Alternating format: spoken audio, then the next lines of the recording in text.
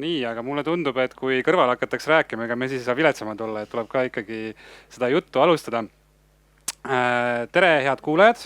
Minu nimi on Siim Vahtrus. Ma olen koolitaja ja moderaator ettevõttes Speaksmart ja täna modereerin sellist arutelu, mis räägib ühelt poolt majandusest, aga teiselt poolt ka väärtustest ja üritab neid kahte asja omavahel siduda, näidates ära seda, et kuidas väärtustega arvestamine võiks olla kasulik ka majandusele või et milline on mõju majandusele juhul, kui me ei arvesta teatud väärtustega ja see väärtustega mittearvestamine enamasti näeb välja sellisel kujul, et me paratamatult loome ühiskonnas ebavõrdsusi, me kohtleme inimesi lähtuvalt sellest, millised nad on ja kes nad on erinevalt. Ja täna minuga seda teemat siin arutavad ja lahkavad. Alustame siis minu vasakul käelt Kadri Sikk. Tere. Kadri on Eesti Vegan seltsist. Edasi on Aet Kuusik Feministeeriumist. Tere. Jah, võib öelda tere. Võite vastu ka tere öelda, kui see tundub vajalik. Siis on meil Kristina Raud Eesti LGBT ühingust. Kristiina, vabandust. Ja Liina Rajaveer Eesti Inimõiguste Keskusest. Meiega peaks olema siin ka Kaarel Veskis Eesti Autistide Liidust, kellega ma just rääkisin ja kes loodab meiega ehk poole arutelu pealt liituda, et loodame, et ta jõuab ja kui ei jõua, siis pole ka hullu. Siis saab lugeda Kaarli väga head raamatut autismist, kus on ka need teemad osaliselt käsitlusel. Ja, aga selleks, et natukene tausta avada ja rääkida sellest, et milline see ebavõrdsus on ja milles see ebavõrdsus seisneda võiks, me siin tegime niimoodi, et kõik osalejad proovisid oma tutvusringkonnast küsida lugusid, et kas ja kuidas siis selline ebavõrdne kohtlemine just tööelus või tarbijana väljendub. Ja siin ma hea meelega mõned nendest lugudest jagaksin teile kohe, loeksin teile ette, et võib-olla aitab natukene sihukest meeleolu seada ja aru saada, et millest me räägime ja mis see asi on.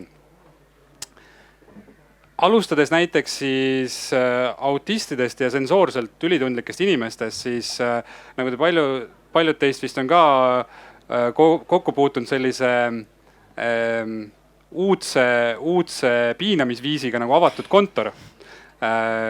Arusaadavalt ka autistidele ja sensoorselt ülitundlikele inimestele avatud kontor ei sobi. Mõningad siis konkreetsed näited. Näiteks siin järgneb tsitaat, et sain kunagi konkursiga EPL-i projektijuhina tööle. 2 nädalat pidasin selles laudas vastu. Inimesed olid toredad, aga tööd ei saanud üldse teha. See oli jube. Teine näide. Mu töökohas otsustas juhtkond ka, et vajalik on tekitada avatud kontor. Täis hullu maja. Pidime kambas töötama, pluss pidevalt helisevad telefonid, küll asutuse omad, küll kolleegide omad. Pidasin vastu lausa 2 aastat, aga sellest jubedusest taastun siiani. Avatud kontor on kuritegu. Vast ehk 2 väga suure suhtlemisvajadusega lärmakad kolleegi nautisid seda.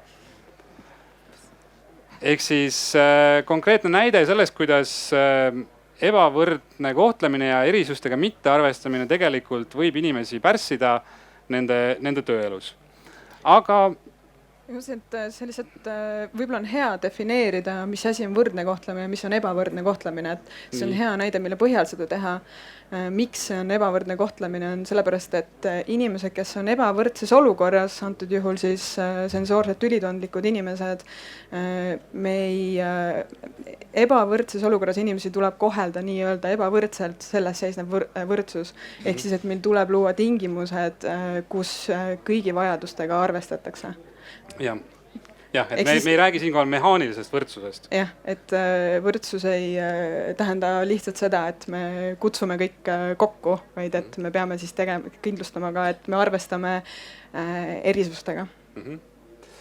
Mõnevõrra tavalisem, aitäh selle eest, et mõnevõrra tavalisem näide sellest, kuidas see ebavõrdsus ilmneb, on üleüldine sotsiaalne naeruvääristamine. Üks järjekordne näide. töö juures on kuhjaga ebameeldivusi esinenud ja isegi mitte otseselt minu suunas, kuid üldiselt veganluse suunas. Konkreetselt on öeldud, et naeruvääristatakse veganlust ja ma töötan taimetoidu kohas. Et selline on see reaalsus, kus me elame. Ei pääse ebavõrdsest kohtlemisest või sellisest diskrimineerimisest lähenemisest ka loomulikult teistsuguse seksuaalse orientatsiooni või soolise enesemääratusega inimesed. Siin siis üks näide. Kui käisin lapsendamise jaoks pereuuringus, pidin orientatsiooni maha salgama, kuna mind hindav psühholoog ütles mulle juba kasvatusväärtuste kohta. Te olete liiga liberaalne. Kui lubate lapsele endale sõpru valida, need häiritud lapsed näevad teineteist kohe ära. Umbes nagu lillad mehed, isegi kui nood ilma meigita on. Sel psühholoogil oli võim minu sobivust hinnata ja olin seetõttu vait. Ja tihtilugu kui me räägime vähemustest, me mõtleme vähemustest selles kontekstis, et neid on arvuliselt vähem. Et justkui kuskil on suur hulk inimesi, kus on ühtmoodi ja siis mingi väike osa on teistmoodi. Aga tegelikult selline vähemuse definitsioon ei ole ka päris korrektne, kes on vähegi sotsiaalteadusi nuusutanud, teab seda, et vähemust võidakse defineerida ka läbi võimusuhete. Ja seda viisi vaadates on Eestis selgelt vähemuseks ka kõik naissoost inimesed.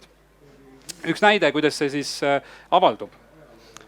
Mind kutsuti kunagi ühe ministeeriumi avalike suhete juhiks kandideerima.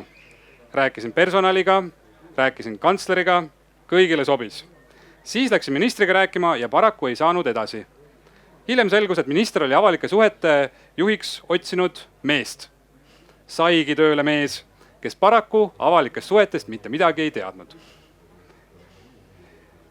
Ja loomulikult on Eestis ka mitmeid rahvusvähemusi, nagu mujal Euroopas võib-olla kõige drastilisem on meil lugu tegelikult roomadega, keda Eestis erinevate andmete kohaselt võib olla 1000–1500, ametlikult on ennast niimoodi määratlenud siis 650 inimest circa, kellest täna on ametlikult Eestis tööturul 72. Et kui te nüüd mõtlete, milline on Eestis üldine tööhõive tase ja ühest rahvusrühmast on natukene üle 10% üldse tööl, siis siin ilmselgelt on midagi valesti ja tundub, et midagi vajaks muutmist.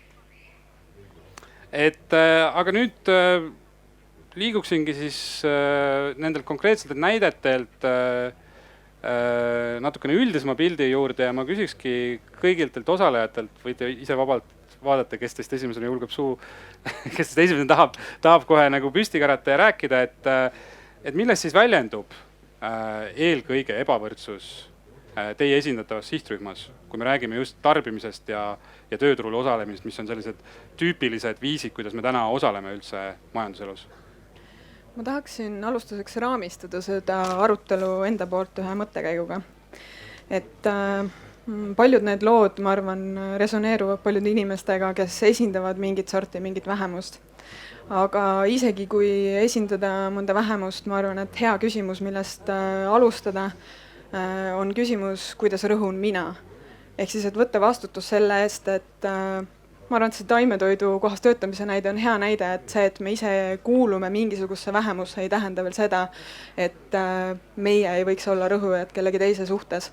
Ehk siis, et oleks aus, kui seista enda õiguste eest, ka samal ajal mõelda, kelle õigusi me võime rikkuda enda tegevusega. Ja siin laias laastus mõelda ka sellele siis meist kui ühiskonnast, et milline on see meie ühiskonna korraldus ja kuidas see mõjutab kõiki, kes me siin oleme.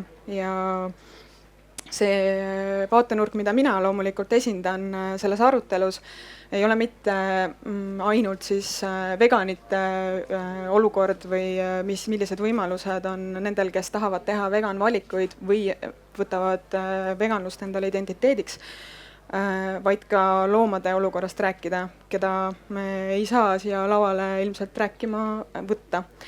Ja ma arvan, et meil tuleks mõelda oma süsteemide peale, oma hariduse, oma õiguse, oma majanduse, oma meditsiini täiesti läbivalt kõikide süsteemide peale, millele me oma ühiskonnas toetume, millist väärtust need kannavad.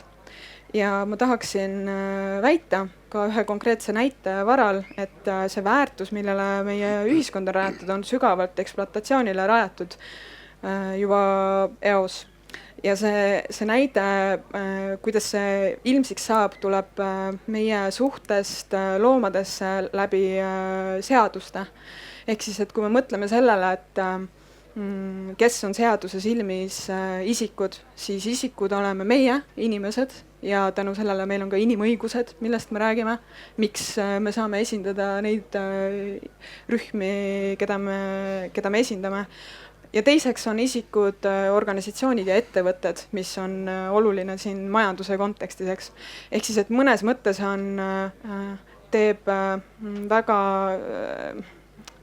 irooniliseks see, et me näeme ettevõtteid isikutena, aga loomi, kes on tundevõimelised nagu meie, ja ma arvan, et igaüks, kes on tundnud mõnda kassi, koera või merisiga, võib seda ka ise tunnistada, et tegemist on isikutega, siis tasub mõelda selle peale, miks on meie seadusandlus selline, et meie suhe loomadesse väljendub ainult läbi omandisuhte. Ja sellest omandisuhtest loomadesse, ma arvan, algab juba see ekspluatatsioon, millele on rajatud ülejäänud meie institutsioonid. Ja ma arvan, et kui me seda meeles peame, siis on meil võimalus esiteks mõelda sellele, mis on meie suhe isiklikul tasandil loomadesse, sest et süsteemsel tasandil on paraku olukord selline, nagu ta on. Meie ainus võimalus hetkel on isiklikul tasandil lõpetada enda suhtumine loomadesse kui objektidesse. Ja hea on läbi mõelda ka, kuidas me suhtume teistesse inimestesse. Ehk siis, et sellest saavad väga hästi rääkida mu kolleegid siin võitlusrindel. Aga Kadri, ma korra küsin su käest, et ütleme nii, et me teeme selle valiku, et me tahame suhtuda loomadesse vähem ekspluatiivselt või üldse mitte ekspluatiivselt. Mis selle tagajärjed on? Kas me siis teeme oma elu sellega lihtsamaks või läheb elu hoopiski keerulisemaks? Kuidas sulle endale tundub, et tarbijana on lihtne ja mugav olla vegan? Ma arvan, et see olukord on sarnane nagu, ma siis refereerin Kaarlit tema raamatu põhjal, kuna teda ennast ei ole siin selgitamas, aga see on sarnane sellele arutluskäigule, mida ta räägib autismi kohta. Ehk siis, et mis on normaalsus ja kuidas sellega kohaneda, see, mis väsitab tundlikke inimesi on see, kui sa pead pidevalt tõestama enda normaalsust ja väärtust ülejäänud ühiskonna silmis. Ja sama puutub siis ka, ma arvan, veganlusse paljude inimeste jaoks tõenäoliselt, et kuna sa võid kokku puutuda halvakspanuga oma valiku või oma erisuse pärast, siis see võib olla see koht, kus sul võib olla väsitav. Aga tuleb küsida siis, mis variant sellest on see normaalsus ja mis variant mitte. Ja seal on mõttekoht muidugi, ma arvan, et see on ka väga puhtalt individuaalne, kuidas keegi sellele survele vastu peab või kuidas ta kohaneb sellega. Selleks on kindlasti erinevaid strateegiaid. Ma lisaks võib-olla sellele kirjeldatule, millest Kadri rääkis, et teine pool selle juures on kindlasti ka need võimusuhted, et ei ole niimoodi, et ühte siis vähemusse kuuluv inimene on lihtsalt see üks asi ja siis tema suhe võimustruktuuridega sõltub ainult sellest, et ütleme Eesti kontekstis, mina kui esindan siin LGBT kogukonna kogemusi siis, et ütleme eestikeelne lesbi võib väga vabalt suhtuda halvasti venekeelsesse lesbisse või geimees on ikkagi mees, kes võidab ühiskonnastruktuuridest rohkem kui mõni naine olenemata tema orientatsioonist. Et ei saa nagu ühte gruppi väga niimoodi panna. Ja see rakurss on väga oluline minu meelest ka nagu meeles pidada, et õudselt keeruline on leida normaalset või siis sotsioloogias kasutatud keele järgi nagu normatiivset inimest. Et need erisused on harilikud ja on nagu normaalne, et inimesed on erinevad. Aga kuidas see küsimus oli, et millest siis väljendub ebavõrdsus? No, ma ei tea, naisõigusluse või feminismi seisukohast on see kõige tuntum asi on palgalõhe või siis jah, majanduslik ebavõrdsus ja seda saab ka vaadata läbi selle, kuidas need identiteedid selle naise, keda palgalõhe puudutab, kuidas tal võivad olla seda palgalõhe suurust võivad mõjutada veel teised, mingisugused teised identiteedid, näiteks palgalõhet on hästi süstemaatiliselt on ju Eestis uuritud ja näiteks jah, seesama keele või esimese keele küsimus, et kui palgalõhe Eestis on umbes jah, 25,6% oli vist viimati, siis meeste ja naiste vaheline palgalõhe siis, aga venekeelse naise ja eestikeelse mehe palgalõhe vahe on 40%. Et nagu need erinevad mehhanismid täiendavad teineteist, et need ei anna kokku mingit sükest kahekordset summat, aga nad võivad tekitada mingi täiesti sellise, mingi täiesti uudse veidra olukorra, mida peab ka arvestama. Ma võtaksin võib-olla selle palgalõhe jutu pealt üle sõnajärje, et Eesti Inimõiguste Keskuses me niiviisi ei tegele mingi konkreetse kogukonna õiguste kaitsega, nagu võib-olla Feministeerium, LGBT ühing ja Vegan Selts. Et see spekter või inimeste kogum on hästi palju laiem, me tegeleme väga paljude erinevate teemadega.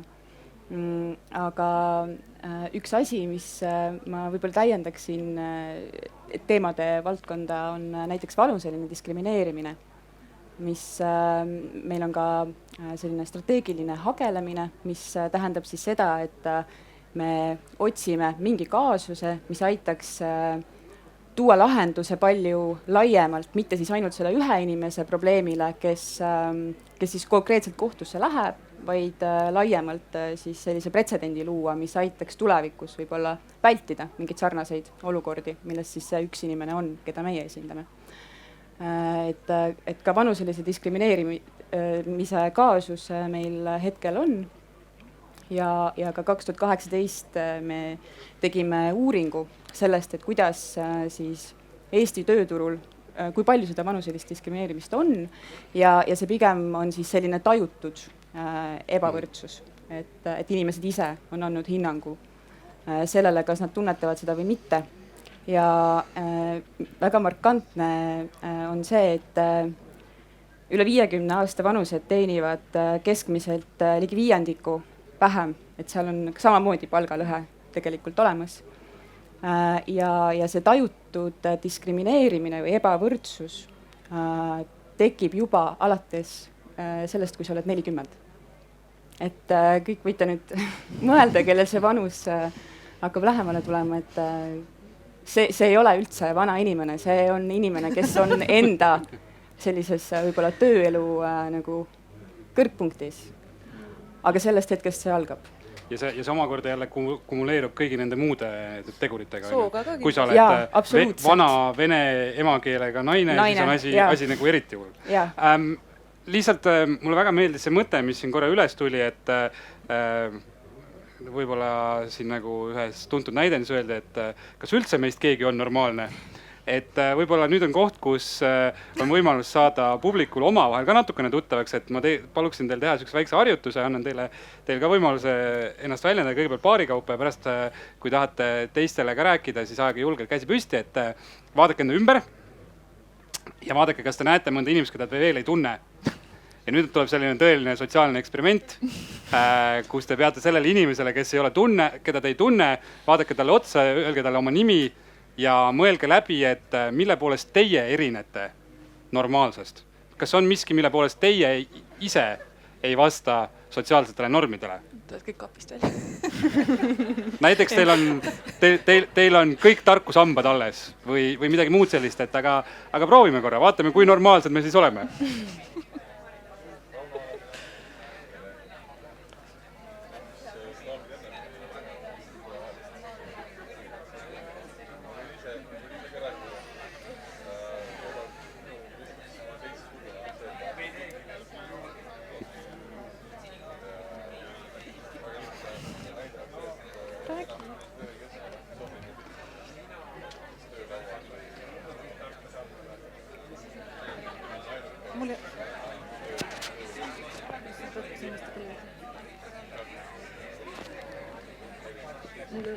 kunagi tulnud. no näed. Võib-olla on luus, ei tea. Võib-olla on luus. Noh, on arutelu materjali küll, ma saan aru.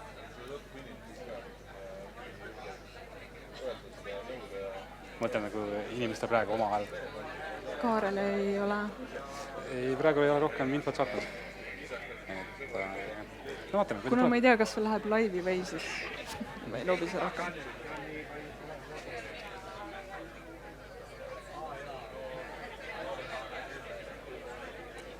Suur rõõm on näha, et kui eestlasi üldiselt peetakse selliseks kinniseks ja enesesse tõmbunud rahvaks, mulle tundub, et teie suutsite siin väga hästi omavahel jagada, mille poolest te siis mitte tavapärased olete. Ma hea meelega, kui te nüüd olete omavahel tutvumise ära lõpetanud, et ma hea meelega, kui te nüüd olete ennast tutvustanud ja rääkinud, et mille poolest te erinete võib-olla siis ühiskondlikult normaalseks peetavast, et kui teil on mõni selline, kui see teie enda nagu, teie enda kogemus või teie enda identiteet on miski selline, millel on ka majanduslik mõõde, äkki te tahate teistega ka jagada, et mina siin lugesin mõned lood alguses ette, äkki te tahate mõne loo siia lisaks meile anda. Kas keegi on nii julge? Tahab kohe jagada?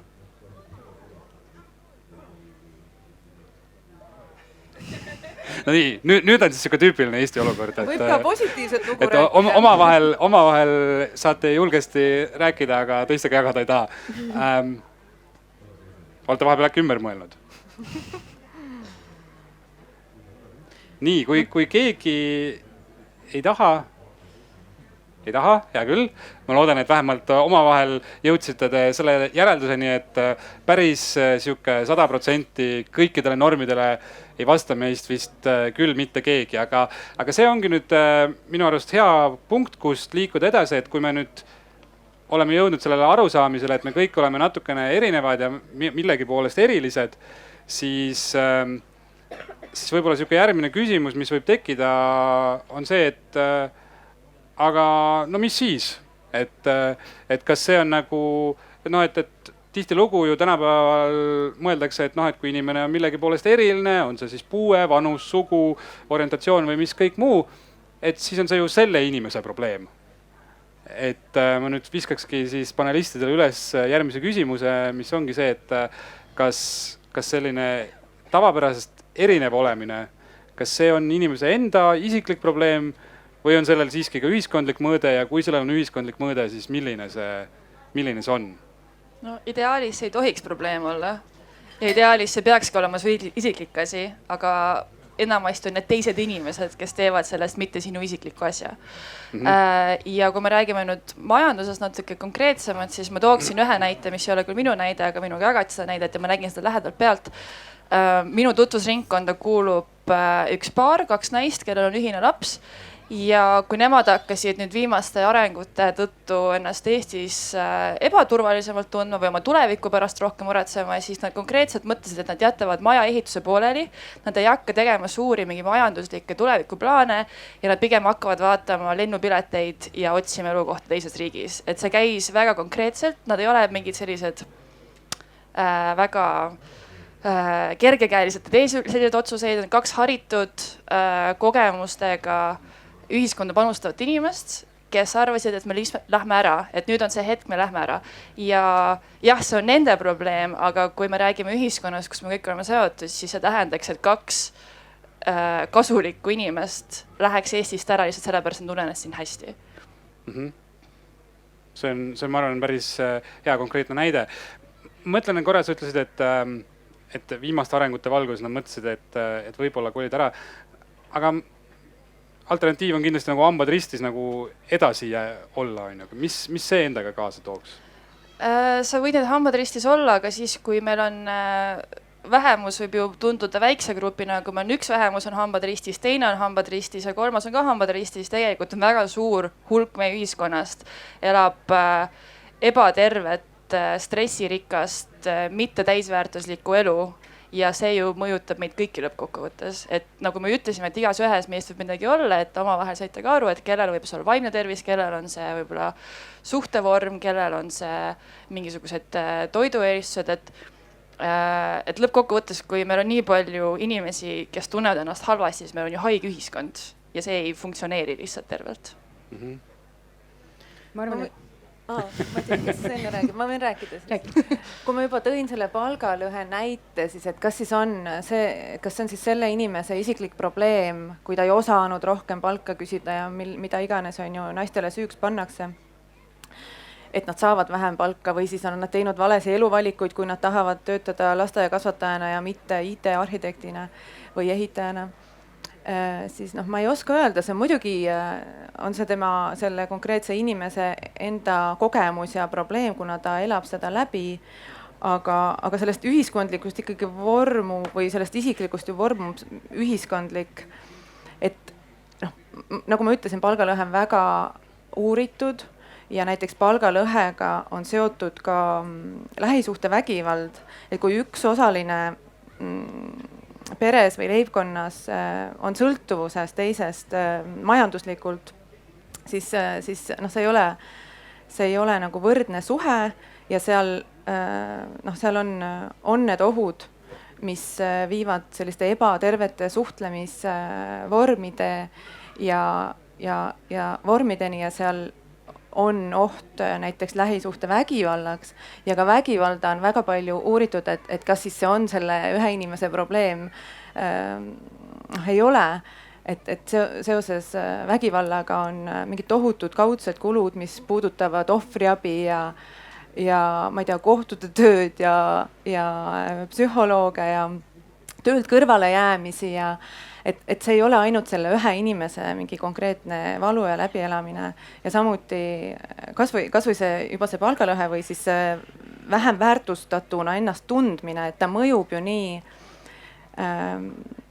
see võrdsuse küsimus on nagu staatuse küsimus ühiskonnas ja kui osa inimesed tunnevad ennast ühiskonnas kuidagi alaväärsena, siis noh, nagu Kristiina ütles, et see panus või see, kuidas nad ennast rakendada saavad või mida nad üldse nagu on valmis panustama tööle või ühiskondlikus elus, et see kahtlemata saab kannatada ja kui neid inimesi on palju, siis.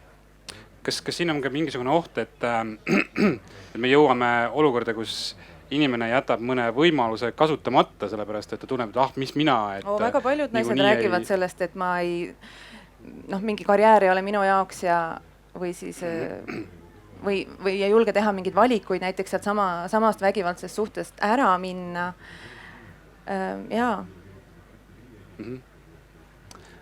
Ma tahtsin lihtsalt lisada seda, et tervisel ja suurel määral vaimsel tervisel on väga suur majanduslik mõõde.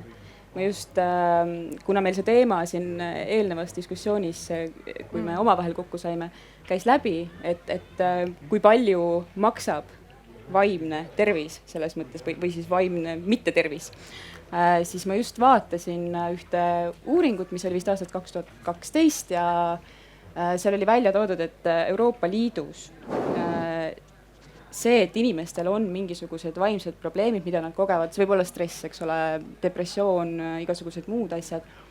See läheb maksma aastas 798 miljardit.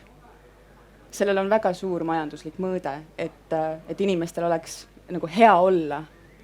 Ja see, mis on su identiteet, mida sa muuta ei saa, kui seda ühiskonnas pidevalt sulle meelde tuletatakse, kuidagi sa oled selles mitte eelistatud positsioonis, siis see paratamatult mõjutab sind. Ja muidugi keskkonnakriisi valguses tuleb ikkagi mõelda ka sellele, et meie suhtumisel loomadesse on väga konkreetne tagajärg sellele keskkonnale, kus me elame ja see on meid viinud siia, kus me oleme. Ma just tahtsingi tegelikult sinu juurde pöörduda, et kuna sa selle loomade kohtlemise ja ekspluateerimise teema üles tõstatasid, siis see keskkonnaseos vist on see, millest viimasel ajal räägitakse üha rohkem ja mida kõige rohkem ka teatakse ja teadvustatakse.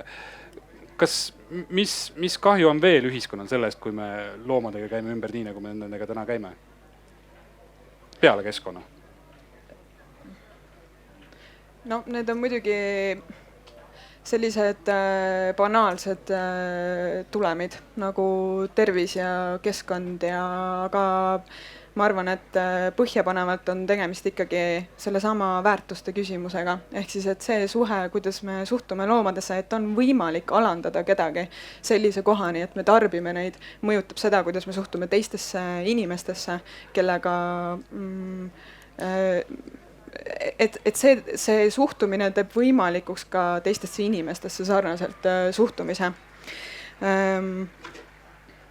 Aga ma tahtsin siin mõelda natukene selle peale, et kui vana see suhtumine on ja noh, et mis selle tulemused see on, et mis on meie võimalused nagu edasi minna. Et ma sattusin, ma ei ole ise lugenud Adam Smithi, aga kui kindlasti majandusega kursis olevad inimesed teavad, et vabaturumajanduse apologeet ja kuldse käe Adam Smith, et kes siis on formuleerinud need mitmed mõtted, millele meie praegune majandussüsteem on rajatud, siis Chomsky väitel siis oli Smith veendunud, et seesama vaba turumajandus, mille eest ta seisis, viib ka inimeste vabaduseni. Et ta oli muideks filosoofia professor, ja mõtles väga sügavalt moraali küsimustele. Ja ma arvan, et see on natuke isegi väga kurb, tragikoomiline, et see vaba turumajandus ilmselt, mida ta nägi, et mis on selle tulemuseks pikemas perspektiivis, ei ole sugugi meid kuidagi eetiliselt kuhugi paremasse kohta viinud, vaid pigem väga probleemne on see praegune majandusmudel.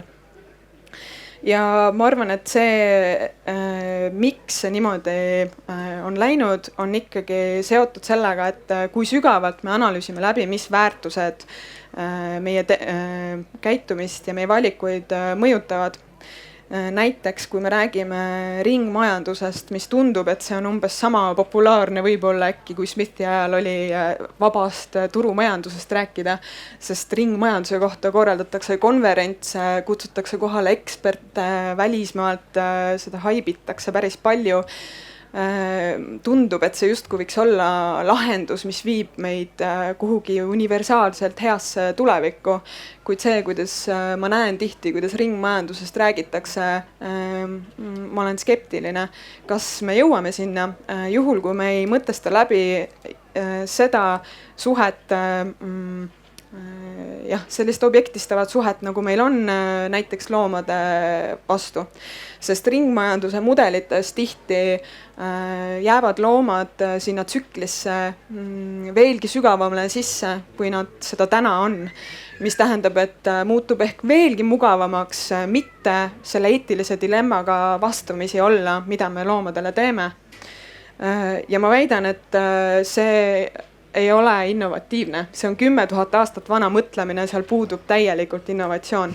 See tuleneb lihtsalt agraarühiskonnast ja sellest, kuidas me oleme loomad kodustanud, mis iseenesest on juba naljakas väide, sest me oleme võtnud mingid liigid nende kodudest ja toonud nad oma koju ja kutsume seda kodustamiseks.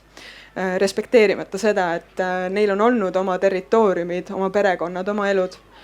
Ja seetõttu, kui ma kuulen ringmajanduses sellest, kui räägitakse näiteks, et kuidas, ma ei tea, näen mudeleid või kuulen eksperte rääkimas sellest, kuidas uuendada, kuidas innovatiivselt uuendada neid viise, kuidas me loomi peame, näiteks Hollandis oli see vist või Belgias.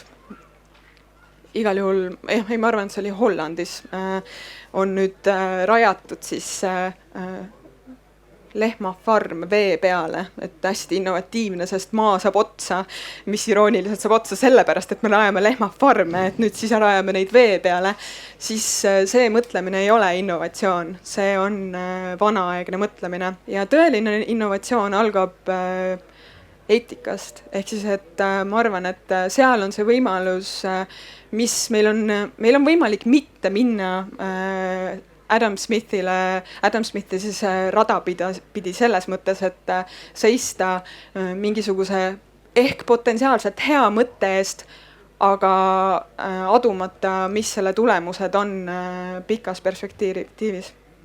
Nii et ühesõnaga me vist oleme jõudnud sinnamaani välja, mulle tundub selle aruteluga,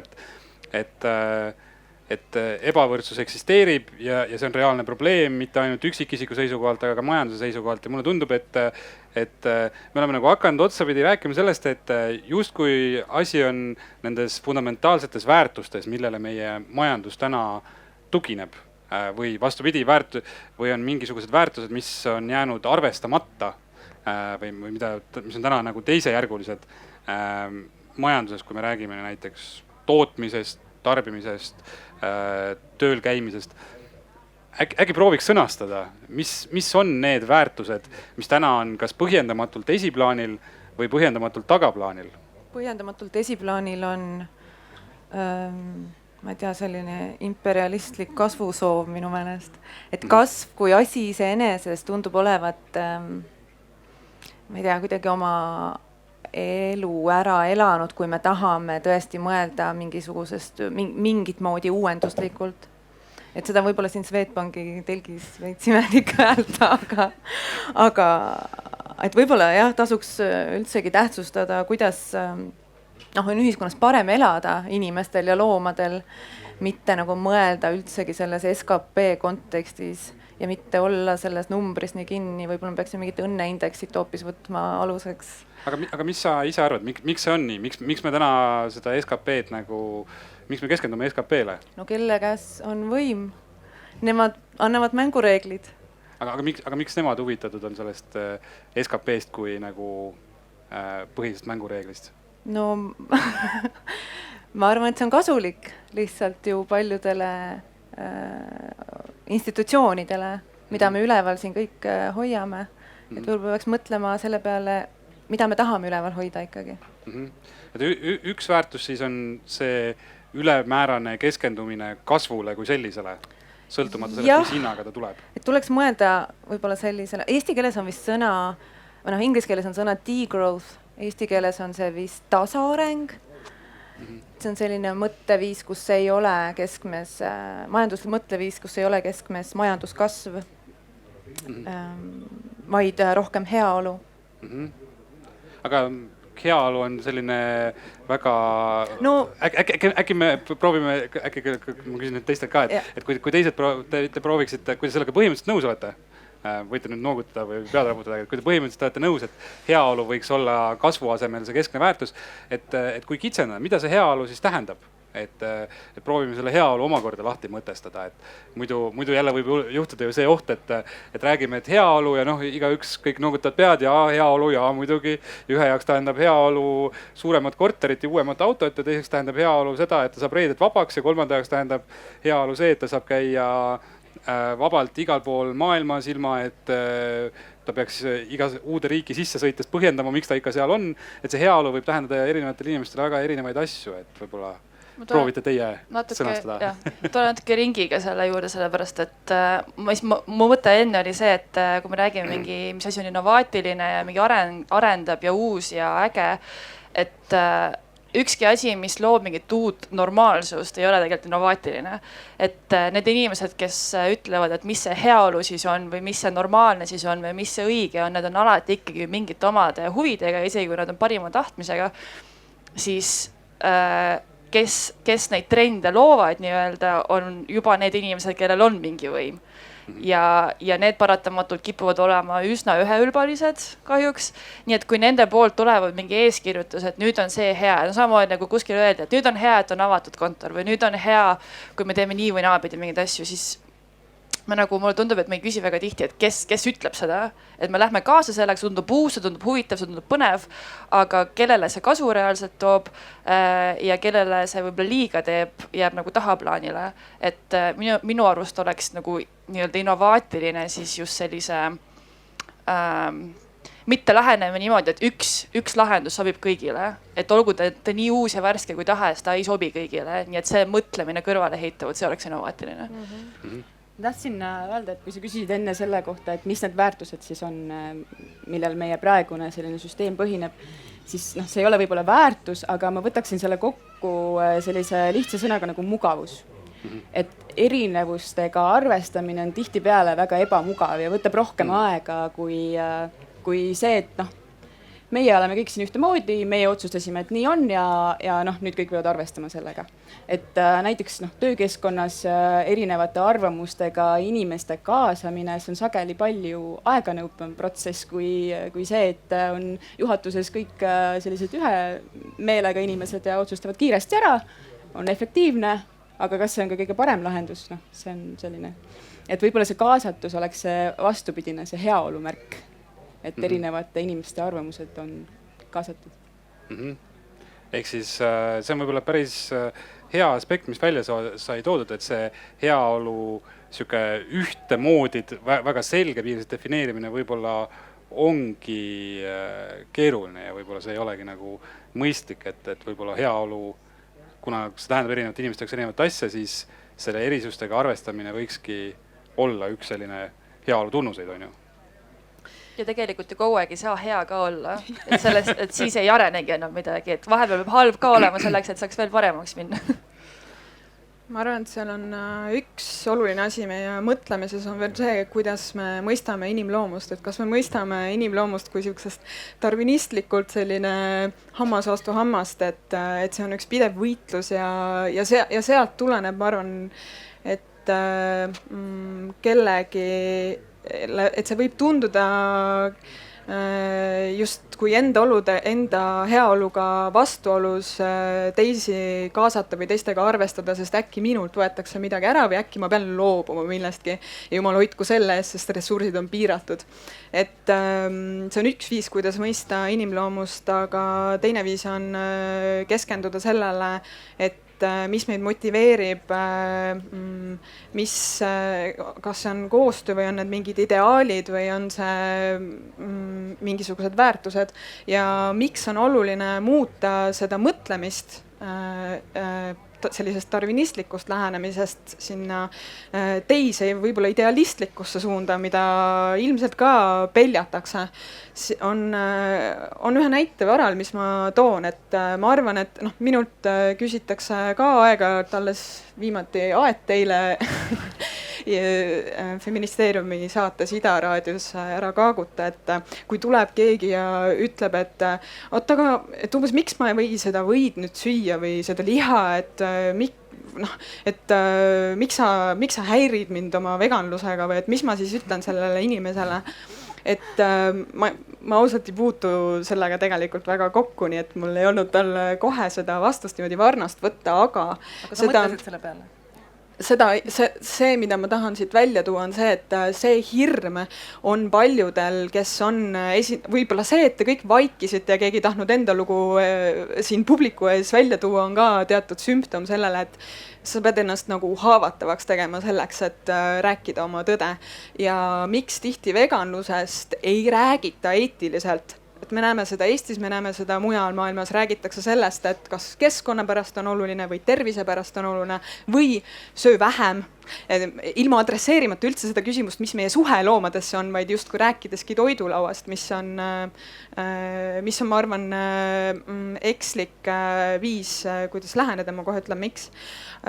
On tegelikult sellepärast, et me ei taha teiste inimestega konflikti minna, me ei taha, et nad tunneksid, et me võtame neilt midagi ära, et vastupidi, ma arvan, et see on seotud sellega, et me tahame pigem keskenduda sellele ühendusele, mis meil on teiste inimestega ja me kas kardame siis, et see kaob ära, kui me päriselt räägime, mis me mõtleme või on seal mingit seda sorti hirm taga.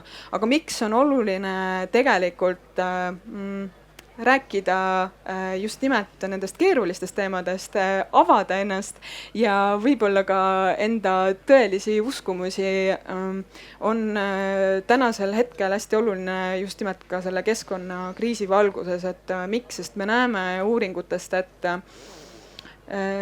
kõige väiksem tagasilangemine loomade tarbimisse on inimeste hulgas, kes on valinud veganluse eetilistel põhjustel.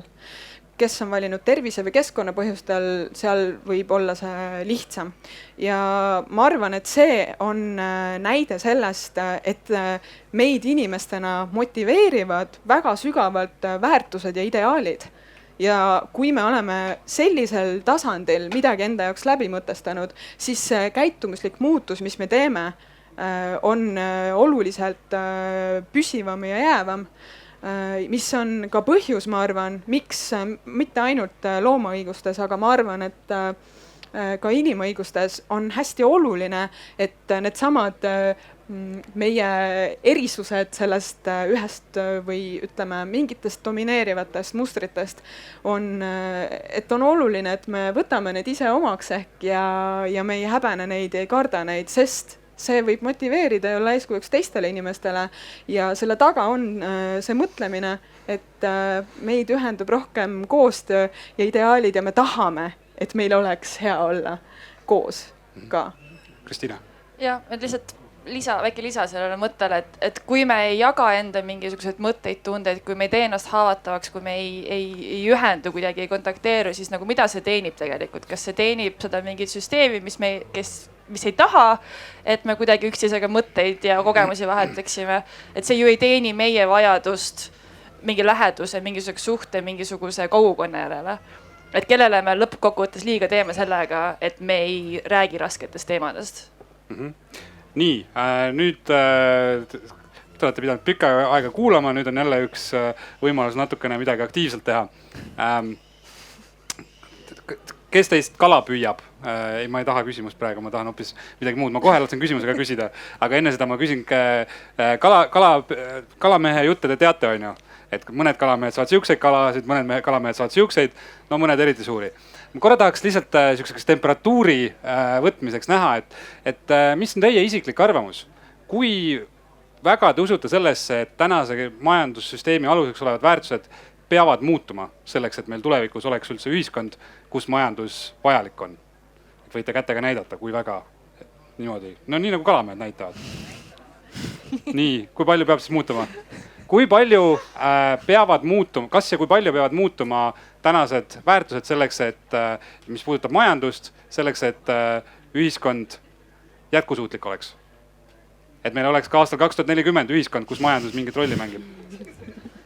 Nii. Tundub, et mõne arvust peab palju, enamike arvust natukene peab. Seal oli üks küsimuse soov. Ma saadan kohe mikrofoni ka, saad kohe küsida. Jaa.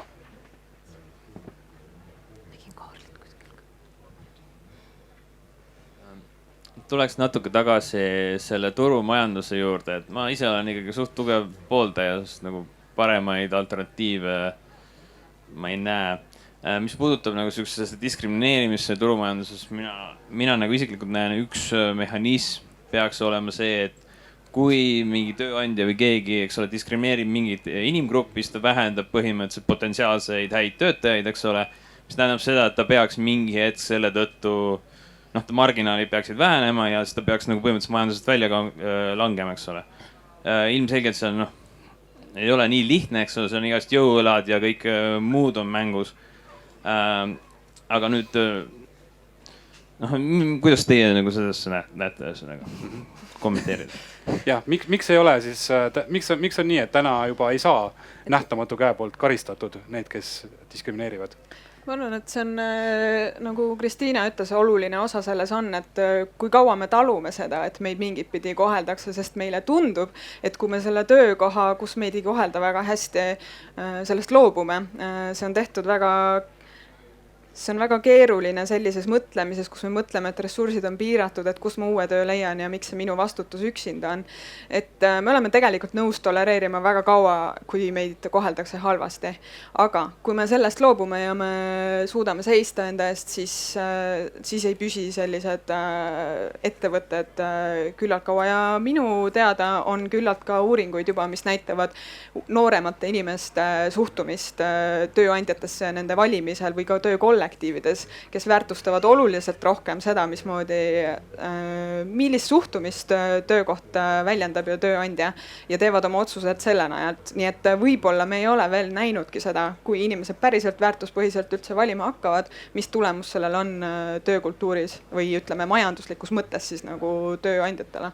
Ehk siis ajalooliselt on põhjuseks hirm, miks see ei ole toiminud ja pikas plaanis võib-olla see juhtubki. No võiks katsetada minu meelest rohkem erinevate asjadega.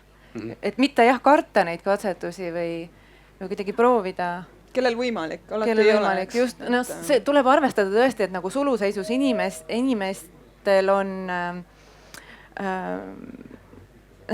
neil on nagu, kui inimene on kitsikuses, siis ta võib võtta vastu pakkumisi või töid või ma ei tea, laenulepinguid, mis talle ei ole ja ta teab, et need ei ole talle kasulikud. Aga lihtsalt nii on, et kui su käed on seotud, siis on ka väga raske nagu öelda, et tule ära või jaluta minema või tee endaga midagi. Et sellesse ühiskondlikkus või nagu süsteemsus ju nagu seisnebki. Et ühest küljest on need ajaloolised, me oleme harjunud väga paljuski ebaõiglusega ja me ei esita sellele väljakutset. Nii. Üks järel ka, et mina näen seda, et kõige üldiselt on see jõuõlg, mis nagu seda indiviidi siis kas aitab tal nagu kaitsta või mitte, et kui kellelgi on rohkem varusid, tõesti, kas ta saab kuhugile liikuda või mitte. Et see on nagu hästi oluline. Aga ma ei näe nagu väga suurt erisust sellel inimestel, kellel nagu üldse nagu jõuõlg puudub täielikult, eks. Võib-olla isegi et kas sa oled gei või naine või valge mees, eks ole. Kui sul jõuõlg puudub, sa oled, minu meelest sa oled nagu see on halb olukord, kus olla, eks ole. Absoluutselt kõik saavad sind ekspluateerida. Et kuidas te nagu seda näete? Eks küsimus, et ma arvan, et mõnes mõttes küsimus on see, et kas nagu see identiteet, mille põhjal sind diskrimineeritakse, et kas see peab tingimata olema üks neid levinud vähemusi. Kas see on see küsimuse mõte, et tegelikult sa võid olla ka madala haridustasemega mees maal ja jätkuvalt on halb? Et ma isegi väidaks, et jõuõlg on olulisem või selle puudumine kui identiteet. Kuidas te reageerite sellele? Palun selgita lahti, mis sa mõtled jõuõla all?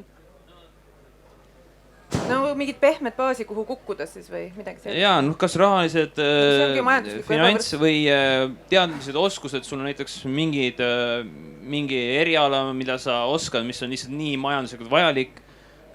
Sul on kas tutvused, sul on turvavõrk, mis iganes, eks ole. Kõik need on nagu mingil määral jõuõlad, eks ole. Et mis lasevad sul teha otsuseid, kui keegi üritab sind ekspluateerida. See on huvitav, meil on ju selle kohta mõnes mõttes ka mõiste, mis on ju seotud majandusega, et osalt me kutsume ju seda ka sotsiaalseks kapitaliks, mis võimaldab meil teha mingeid otsuseid paremaid ehk meie enda jaoks. Mulle lihtsalt meenub, et me väärtustame ka hetkel ühiskonnas, ütleme, et kui me mõtleme keskkonna mõttes, siis ega nendes valdkondades, mis oleks keskkonnale kasvulikud, ei ole nüüd lademetes töökohti, et me pole isegi indingimata loonud neid, et lihtsalt ühe näitena näiteks selline koomiline lugu, et üks mu hea sõbranna, kes tegeleb selle taimetoidu värgiga, nagu ta perekond kutsub, tema vanaema just ütles, et ega see ikka üks õige asi ei ole, et just selle uskumusega, et kui ta nüüd valib selle oma praeguse töökoha asemel, mis on üsna traditsiooniline töökoht, et ega ta sellega kaugele ei jõua. See on perekondlik mure võib-olla selle tõttu, aga ma arvan, et seal on iva sees, sest selles valdkonnas, mis me ütleme veganluses kui sellises, ei ole lademetes raha või mingeid selliseid majanduslikke toetavaid tegureid, et ma arvan, et see on lihtsalt see on hämmastav, kui me suudame sellest, kuhu me ennast kaevanud oleme ühiskondlikult ja inimkonnana välja tulla, et jah. siin on nagu küsimus see ka ju, et mis nagu need üldväärtused on, millel meie ühiskond toimib, et kui meie prioriteet on just panustada sinna, ütleme, mingitesse harudesse, mis juba toetavad seda, mis hästi toimib, et nagu kuidas me suhtume inimestesse, kes on veits nagu võib-olla rasked või probleemsed või keerulised või kellel on nagu rohkem mingeid vajadusi, et me nagu väga ei taha sinna panustada, sellepärast et see on nagu rohkem tööd ja nad ei ole nagu nii kasulikud meile kui mõni teine inimgrupp võib-olla. Et see võibki olla nii-öelda vähemusgrupp või see võib olla ükskõik mis grupist inimene, kellel tõesti ei ole võib-olla seda mingisugust tugisüsteemi taga. Et me tahaks need inimesed nagu kõrvale lihtsalt pühkida, et nagu keskendume nendega, kes on juba edukad ja kes on ilusad vaadata ja hea kuulata ja siis need teised las nad sahmivad nii nagu tahavad, et me ei suuna ressursse sinna piisavalt. Ja ma arvan, et võib-olla siin üks asi on ka see, et see identiteedi määratlus on ju, et see jõuõlg, see tihtilugu ongi seotud identiteediga, et see võibki olla ju seotud, eks haridustase on ka osa inimese identiteedist on ju, et kui sul on näiteks madal haridustase, mis on seadnud sind sundvalikute, et see on samamoodi probleem kui sugu või vanus või orientatsioon on ju, et selles suhtes siin ei ole väga vahet, et mõned identiteedid on võib-olla täna lihtsalt teravama tähelepanu all ühel või teisel põhjusel, aga eks madal haridus on ka osa identiteedist. Aga ma hea meelega siinkohal liiguks edasi nüüd siis selle tänase kriitika pealt selle peale, et milline maailm olla võiks. Ja võib-olla alustaks seda sellise visiooni raundiga, et paluks kõigil panelistidel hästi lühidalt kirjeldada, et võib-olla üks kirjeldab alguses ja siis teised saavad täiendada, kui te põhimõtteliselt nõus olete. Et aga milline siis teie arvates peaks olema majandussüsteem või majandusmudel? Kirjeldage sellisest majandust, millises te tahaksite aastal 2040 elada. Mis seal majanduses peaks siis olema tänasest teistmoodi? Ma arvan, et see majandus peaks olema korraldatud nagu majapidamine ühikas või korteriühistus, kes on nendega kokku puutunud. Ehk siis, et selleks, et kõigil oleks hull vaidlemine ja keegi midagi ei taha. No oleneb, kui edukas teil on. Meil on väga edukas korteriühistu, nii et ma arvan, et jah, ma toon siis näite. Aga ütleme jah, et nagu ka ühikas köögis, eks ole, et seal on mõnus olla siis kõigil, kui see on seatud kõige rangema või kõige suurema vajadustega ja puhtuse järele siis inimese kriteeriumite järgi, et siis kui see on pidevalt nii puhas, siis on seal kõigil hea olla. Ja ma arvan, et see majandussüsteem peaks olema üles seatud umbes samasuguse põhimõtte järgi, et me oma töökohtasid, oma avalikku ruumi, oma kus iganes me kas tegeleme majandusliku tegevusega või muidu puutume kokku, et need printsiibid, millest me lähtuvad kõige rangematest vajadustest. Nii et ühe näitena näiteks siin Kaarel tõi välja, et näiteks autistidel või sensoorselt tundlikel inimestel mujal maailmas me juba ka näeme, et näiteks kaubanduskeskustes või poodides tehakse nii-öelda vaikseid tunde, et need inimesed saaksid ilma liigse mürata käia ja ka oma asju ajada, nii nagu me ülejäänud.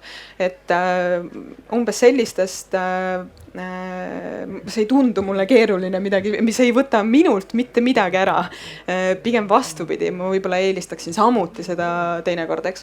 Et ma arvan, et nendest printsiipidest tuleks lähtuda ja neid näiteid tegelikult on ka näiteks tööandjate hulgas.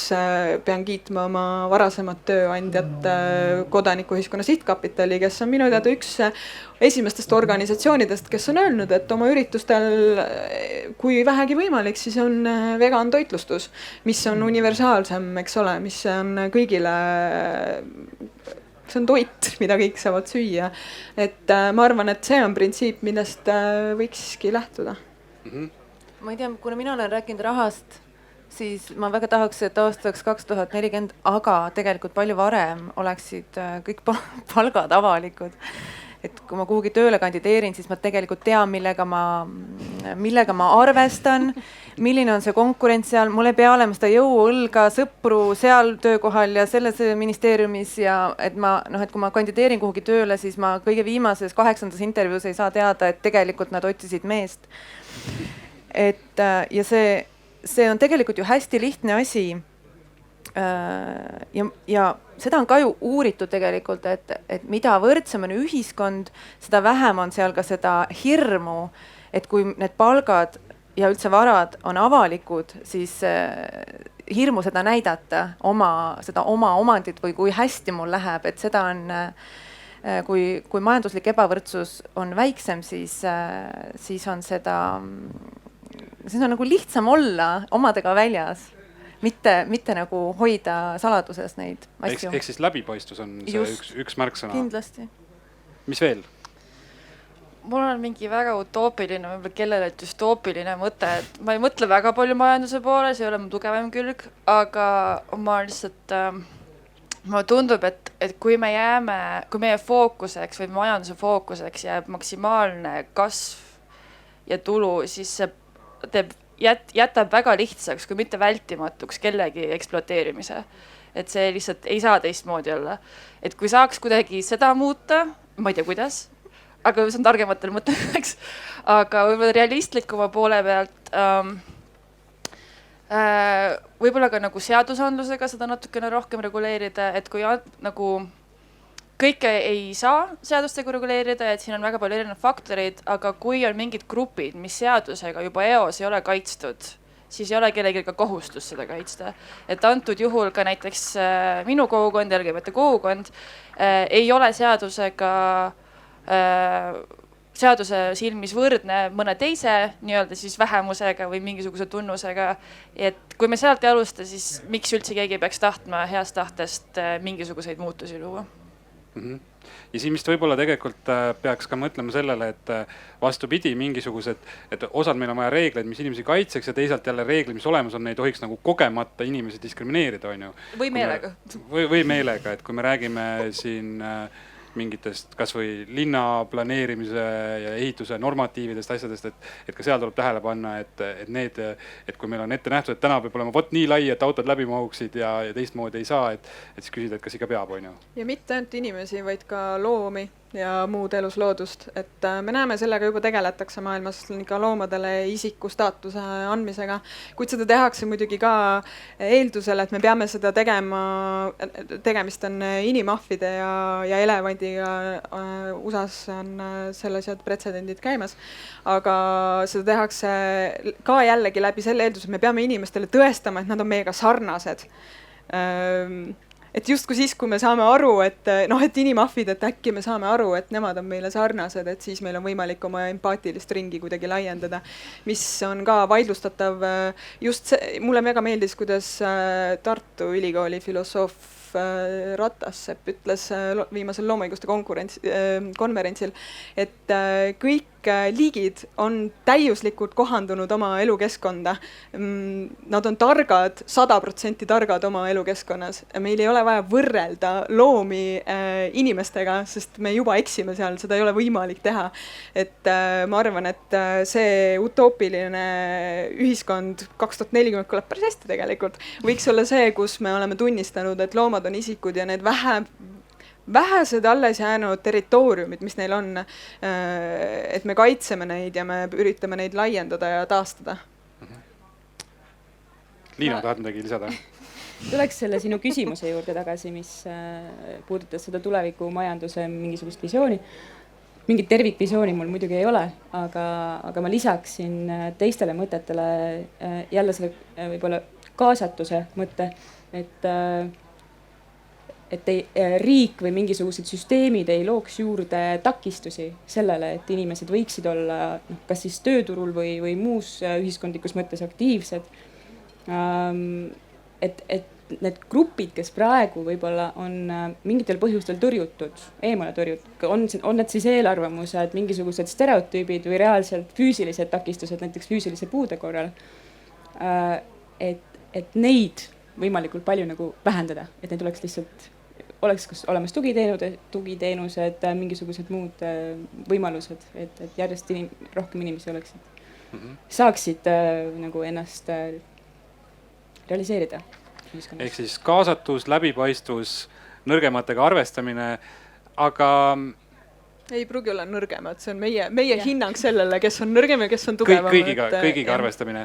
Et aga kuidas sinna siis jõuda, et visiooni on ju hea lihtne kirjeldada, et kuidas teie näete, kellel on siin kandev roll või on siin isegi või noh, kes laias laastus on ju me nagu väga lihtsustatult, kui see aitab, võime mõelda nii, et meil on siin üksikinimesed, kes saavad ühte-teist ette võtta.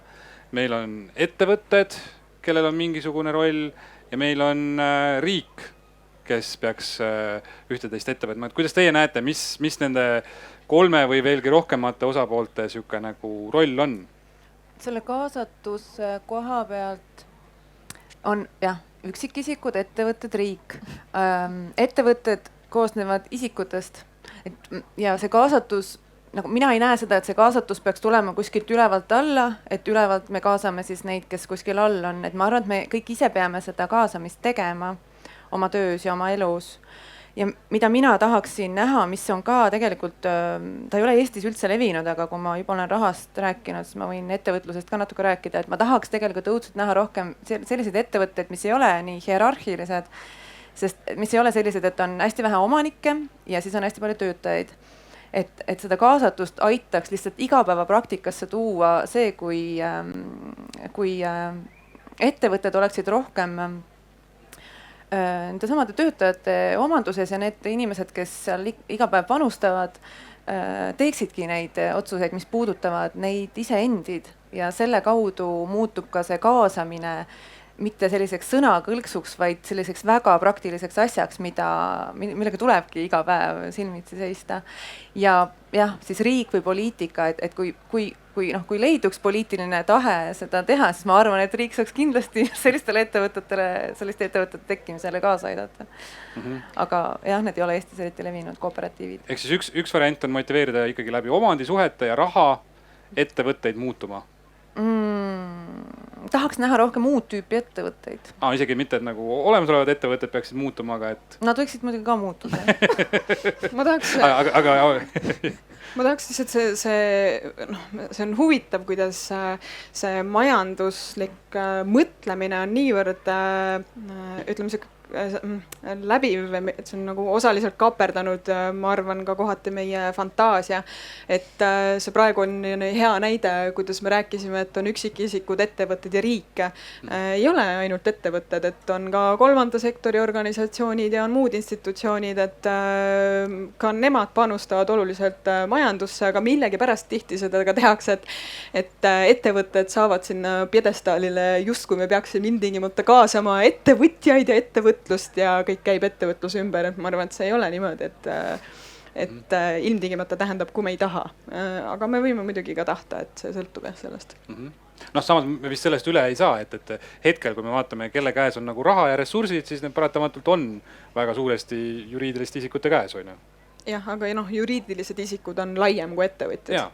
Selles mõttes. Nõus. Kuidas teised arvavad? Mis siis tegema peaks? Kes ja mida tegema peab? Kui väga konkreetse näite tuua, siis nagu ütlesime, et ükski asi ei ole nagu mingi abstraktne asi, kõik koosneb inimestest, riik koosneb ka inimestest, ettevõte koosneb inimestest. Et võtan sinu võib-olla sõna ära, aga on olemas mitmekesisuse kokkulepe. et ettevõte kui selline ei saa teha ennast mitmekesisemaks, see tuleb ikkagi inimesed, see on enda suhted, see on kuidas inimesi palgatakse, kuidas nendest suhtutakse, kuidas neid koheldakse. Et kui on näiteks mingi konkreetsed asjad nagu mingi puue või veganus, mis on konkreetsed füüsiliselt nähtavad tunnused, mida saab lihtsalt, sa kas toetad seda või ei toeta, sa kas pakud mingit varianti või ei paku. Ütleme näiteks, jälle puhun enda pasunat, LGBT inimene ei ole nagu nähtavalt LGBT alati. Et ta võib täiesti käia tööle, mitte keegi ei tea, et ta on nii-öelda normaalne seal. Aga mis teda häirib tegelikult sisemist on see, et ta ei julge endast rääkida, ta ei julge ennast avada, sest ta ei tea, kuidas seda vastu võetakse, ta ei tea, mis tagajärjed sellel olla võivad. Et sellise nagu atmosfääri loomine nii-öelda, et on nagu need füüsilised asjad, aga on ka see abstraktne atmosfäär, et kui sa näitad oma tegude, sõnadega, arengute ja otsustega välja, mida sa toetad, miks sa seda toetad ja kuidas sa seda toetad, siis väga palju inimesi tunneks ennast palju mugavamalt ja siis kaoks teatud stress ära, mis ei luba inimestele ennast võib-olla nagu maksimumi teostada. Ja see mitmekesisuse kokkulepe on see üks märk, on reaalselt paned kleepsu peale ja sa tead, et seal toimub midagi, mis on minu huvides ja ma võin siin ennast paremini tunda. Jah, kindlasti ettevõtete või üldse asutuste, noh, sest mitmekesine kokkulepe ei ole ainult ettevõtluse keskne, et seal on ka riigiasutused ja samamoodi mittetulundussektor, mida sa mainisid, Kadri. Et see on nagu sisuline töö, aga sa näitad väljapoole seda, et millised on su väärtused. Et ma arvan, et see väärtuste järjest julgem nagu väljanäitamine ka tööandja poolt, noh, see loob jälle seda sükest safe zone'i nii-öelda. Et sa tõesti julged tulla välja oma identiteediga ja nii edasi, et see on kõigile selles mõttes ju parem, kui sul on selline turvaline keskkond, sa tead, et see ei põhjusta mingisuguseid probleeme. Aga kui võib-olla me rääkisime ettevõtlusest, sina mainisid hästi lühidalt riiki ka, et noh, kui on poliitiline tahe, eks ole, et aga kindlasti riik oleks, tõesti, kui oleks see tahe, et riik oleks üks selline väga tugev võib-olla institutsioon, mis saaks mingisuguseid muudatusi päriselt siis luua. Et samamoodi on ju keskkonnaprobleemidega, et kui me paneme selle vastutuse nagu tarbijale, kes peab prügi sorteerima, siis noh, see on selline väga mugav jälle, aga noh, aeglane ja selline ebaõiglane lahendus. Aga kui riik suunaks oma hoovad, looks mingeid võimalusi, toetaks algatusi, mis aitavad paremini meil näiteks, ma ei tea, prügiga tegeleda. Et noh, siis eks ka riigil see töötaks lihtsalt kiiremini, see oleks efektiivsem. Et senisest rohkem suunav roll, ei saa olla nii käed eemal, kui tihtilugu ollakse. Ma siinkohal nüüd annaks tegelikult publikule ka võimaluse kaasa rääkida, et esimene asi, kui te muidugi, kui te olete nõus selle visiooniga, mis siin lava peal kõlas, siis loomulikult oodatud on kõik arvamused, et kuidas selle visioonini jõuda, kus meie majandus tugineks rohkem läbipaistvusele, meil oleks kõigil natukene parem ülevaade sellest, et kes ja kuidas, kui palju teenib ja raha omab ja samamoodi tegelikult osaliselt läbipaistvus on samamoodi kõik need märgid, mis näitavad, et tegemist on ettevõtte või asutusega, mis tervitab mitmekülgsust, majandusega, kus rohkem lähtutakse kõigi vajadustest, mitte ainult teatud sihtrühma vajadustest ja võib-olla majandusest, mis siin varasemast arutelust välja käis, mis seab esikohale mitte kasvu, vaid heaolu. Et kui te olete selle visiooniga nõus, siis siinkohal igati teretulnud igasugused ideed, kuidas sinna jõuda. Kui te ei ole sellega nõus, siis loomulikult siin on ka see koht, kus te võite öelda, et see on kõik jama, et laseme vanaviisi edasi, sest et see on ju kõige parem. Aga ma nägin, et seal oli üks käsi püsti, ma annaks kohe sinna mikrofoni teises reas ja siis tuleb esimesse riita järgmine.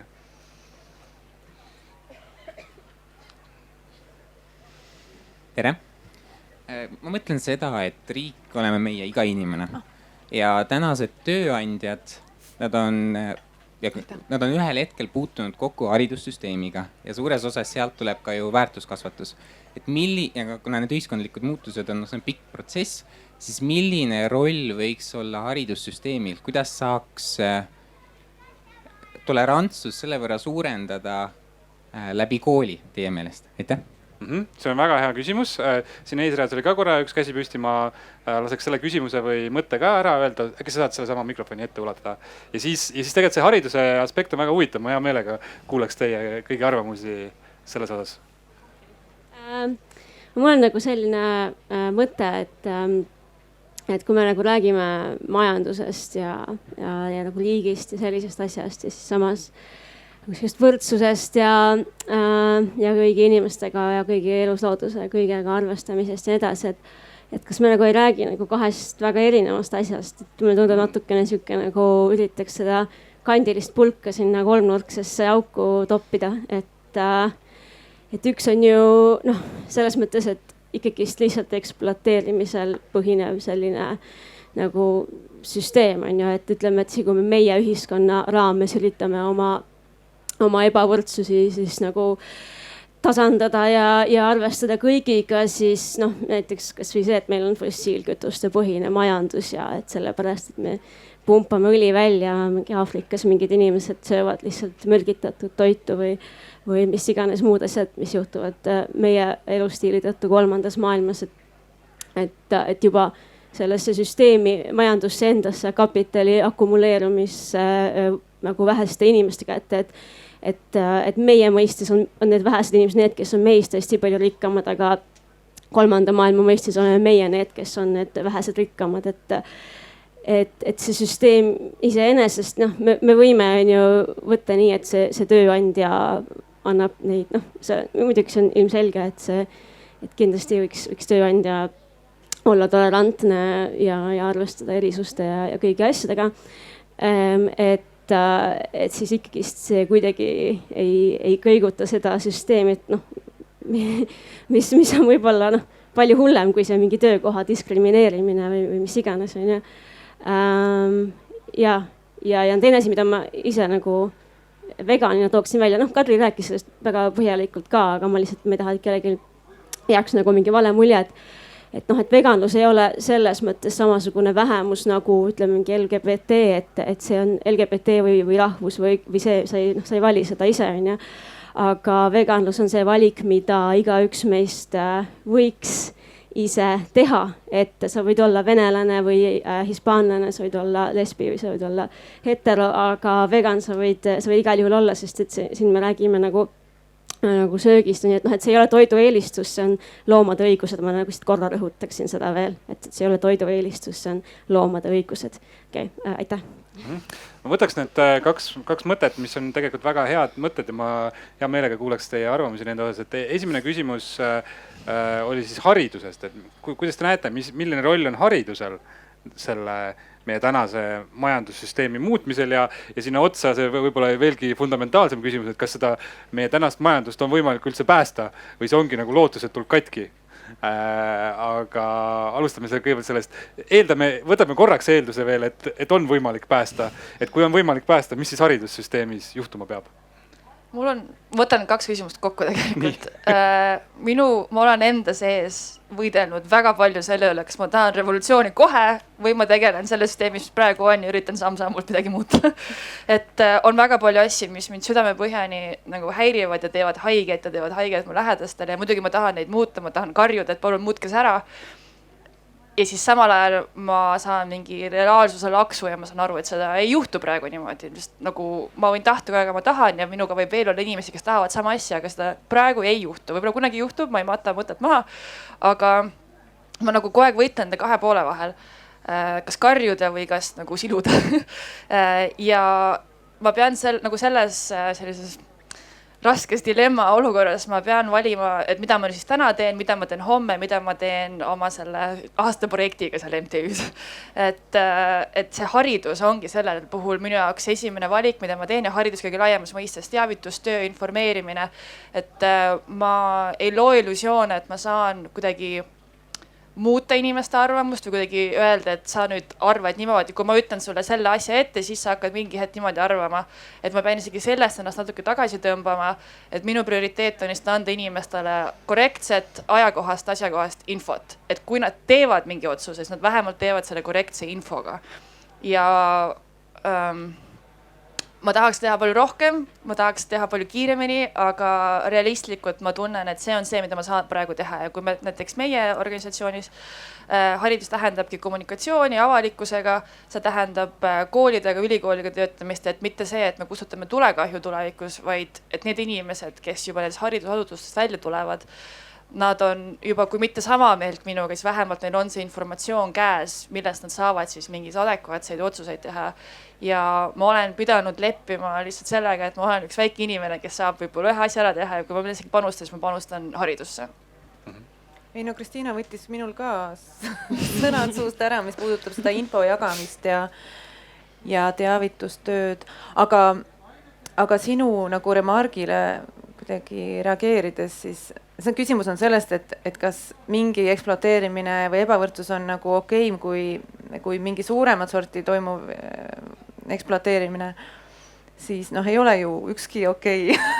aga need jah, et see ongi see, millised võimalused on käepärased ja mis teemad tunduvad olulised, et sellega saad siis panustada ka üldisema ebavõrdsuse lahendamisse. Et selles mõttes on ju hästi tore, et me oleme siin nagu kõik erinevatest organisatsioonidest, aga nagu ma eile Kadriga seal meie saates rääkisin ka, et see üks viis, kuidas sellisele suuremale ja väiksemale ebavõrdsusele vastu seista, ongi nende omavaheliste organisatsioonide või inimeste vaheliste koostöö soodustamine ja nagu arusaamine, et see ekspluateerimisel on sarnased alused nii looduse kui ka loomade kui ma ei tea, väiksema palga maksmisel, et seal on mingi hirm, et tulebki ekspluateerida või mingi selline arusaam, et see on vältimatu. Või et lõpetame ühe ekspluateerimise ja siis kui see on korras, järgmise. siis tegeleme järgmisega. Ja siin võib-olla ongi see koht, kus see majanduses mingitest suurematest väärtustest lähtumine võiks olla nagu abiks, on ju. Et mitte see, et me tegeleme mingisuguse detaili muutmisega nagu, et avaliku sektori palgad peavad olema avalikud ja sa pead nägema, kui palju eelmine aasta mingisugune ametnik raha teenis, vaid et põhimõtteliselt nagu läbipaistvus laiema väärtusena peab olema läbiv, on ju. Liina, mis tund see on siis, kui me räägime formaalharidusest, et mis tunnis siis peab inimestele õpetama, et ekspluateerimine ei ole okei ja tegelikult see ka majandus peaks nagu olema selleks, et ühiskonnas heaolu toota, mitte asi iseenesest? Ma arvan, et see ei saa olla üks tund. Ka praegu ju tegelikult formaalsest haridusest rääkides meie haridussüsteem on niiviisi üles ehitatud, et õppekavad on tehtud justkui nii, et neid alusväärtusi, neid põhiväärtusi õpetataks igas ainetunnis, et neid käsitletakse läbivalt, et see ei oleks mingisugune, see ei ole ühe õpetaja selline koorem, mida kanda. Et see väärtuskasvatus ise peaks olema läbiv kõikides nendes asjades, mida sa õpid. Sageli see muidugi nii ei ole ja inimõiguste teemasid näiteks me oleme sel teemal paar aastat tagasi ühe uuringu teinud, et kuidas haridussüsteemis tänapäeval Eestis inimõigusi käsitletakse ja kui palju õpilased sellest üldse teavad. Siis see olukord ei ole üldse nii roosiline, et võiks palju rohkem ja õppekava selline võib-olla nagu kirjelduses või sellises nagu visioonis on kõik palju ilusam kui päriselt. Kadri, annab siis seda tänapäevast majandussüsteemi päästa või on lootusetu? Ma ei esita seda küsimust endale, sest et see viib läbipõlemiseni. Ja ma aktsepteerin, isegi kui ta on lootusetu, siis ma lihtsalt aktsepteerin seda, sest me oleme kõik selles koos. Et küll me näeme, elame. Aga see, mida ma küsin enda käest, on see, mis on minu vastutus või mida ma oma elus saan teha ja mis põhimõtete järgi ma tahan oma elu nendes tingimustes, kus me oleme elada. Sest ma arvan, et see on selles mõttes ohtlik küsimus, et samamoodi kui olla vegan ja sa näed lihtsalt, kui sügavalt me ekspluateerime loomi, kui sügavale see ulatub, siis läbipõlemine võib olla väga lähedal ja paljudel on ka. Aga see ei ole kasuks, see ei ole tervislik ei mulle ega loomadele. Ja seetõttu on oluline selle küsimuse juures kindlasti enda vastutust meeles pidada, et ma ei vastuta teiste inimeste käitumise eest, aga iseenda käitumise eest. Ja kui ma seda küsin, siis sama käib ka näiteks laste ja hariduse küsimus. Veganitel, eks ole, heidetakse ju ette, et lapsevanemad suruvad seda veganlust oma lastele peale, et millegipärast see paistab silma justkui peale surumisena ja et lapsed peaksid ise otsustama, kui nad suuremaks saavad, et mida nad tahavad teha ja nii edasi. Et see on hästi huvitav mõtlemine muidugi, sest et see ignoreerib seda fakti, et mitte veganlus on samuti kellel teadvustatud, kellel enamasti ilmselt teadvustamata valik, mis lihtsalt ei tundu peale surumisena või ei tundu, see ei paista silma, sest et see on normaliseeritud. Ja mis seda haridust puudutab, siis ma arvan, et lastevanematel on õigus oma lastele rääkida sellest, kuidas nad maailma näevad ja lastele rääkida seda siis eakohasel viisil, nii et see võtaks nende elusid arvesse, sest et see tundub mulle keeruline, kuidas rääkida sellest, miks inimesed tarbivad loomi lastele, aga ometi meil on lapsevanemad, kes saavad sellega hakkama ja see on väga imetlusväärne. Et see, kas haridussüsteem, kui me mõtleme, mis tekste me näeme haridussüsteemis või kui sügavalt ka seal on juurdunud mõtlemine, et loomi ekspluateerida on okei, siis ma isegi ei lähe selle kallale umbes nii, nagu ma ei lähe kapitalismi kallale nii globaalselt. See on lihtsalt ületamatu, nagu tundub ületamatu hetkel, aga see ei pea tähendama, et mul isiklikult ei võiks olla lootust või rõõmu sellest, kui ma teistega, kes mõtlevad ja saavad aru sellest, mida need asjad tähendavad, et kokku saada ja rääkida. Ja ühe konkreetse sammuna ma teengi ka ettepaneku, et kes soovib, siis võtke vastu vegan väljakutse vegan.ee lehel ja proovige. Seal on infot ka selle kohta, mida see tähendab. Et kes teab, järgmine kord olete ise laval juba ja räägite väga huvitavalt veganusest, sest ma väga tahaks kuulata. Väga hea, me just jõudsime sujuvalt ja täitsa üldse mitte lavastamata või ilma seda eraldi lavastamata jõudsime selle kohani, kuhu ma jõuda tahtsin. Et Kadri juba ütles ära, et paluks siis teistel panelistil ka, et kui teil oleks üks nagu soovitus, mille te võiksite kuulajatele kaasa anda, et mida siis saab nagu ära teha selleks, et see tulevikumajandus oleks rohkem inimeste ja loomadega arvestavam, rohkem lähtuks nendest positiivsetest väärtustest, et mida te soovitaksite? Mis on käega kasutav asi, mille saab nagu päriselt ära teha, nagu selle vegan väljakutse vastuvõtmine?